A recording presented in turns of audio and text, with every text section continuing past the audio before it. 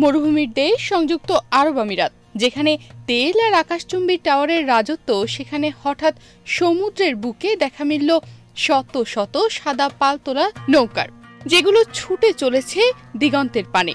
এটা কোনো সিনেমার দৃশ্য না, এটা বাস্তব। এটা সংযুক্ত আরব আমিরাতের ঐতিহাসিক দালমা ধৌকা রেস।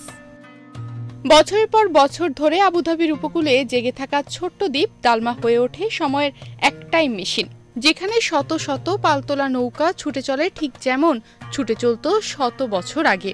এই নৌকাগুলোকে সেখানে বলা হয় ধৌকা।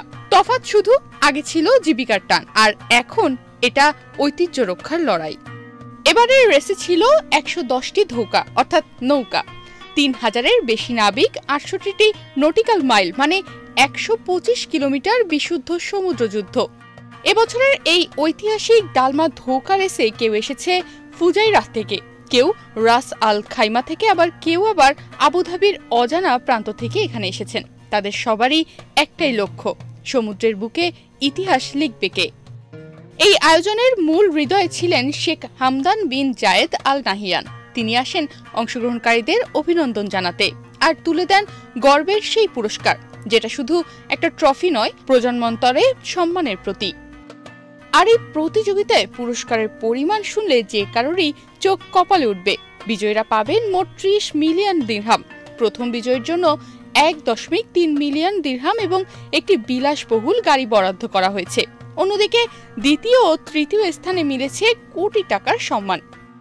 এবারের আয়োজনে প্রথম হয়েছে জুরিক, যার মালিক শেখ হামদান বিন মোহাম্মদ বিন রশিদ আল মাকতুম, অধিনায়ক মাহির সাইদ, যার চোখে ছিল জয় নয় দায়িত্ব।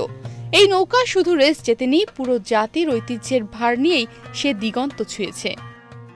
এই দালমা রেস কিন্তু শুধু প্রতিযোগিতা নয়, এটা একটা উৎসব, যেখানে শিশুরা দেখে দাদার গল্প, যেখানে নারীরা রান্নায় ব্যস্ত আর পুরুষেরা চোখ রাখে ঢেউয়ের দিকে।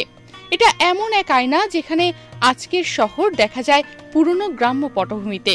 এই রোমাঞ্চকর ঐতিহ্য চলবে ১ জুন ২০২৫ পর্যন্ত।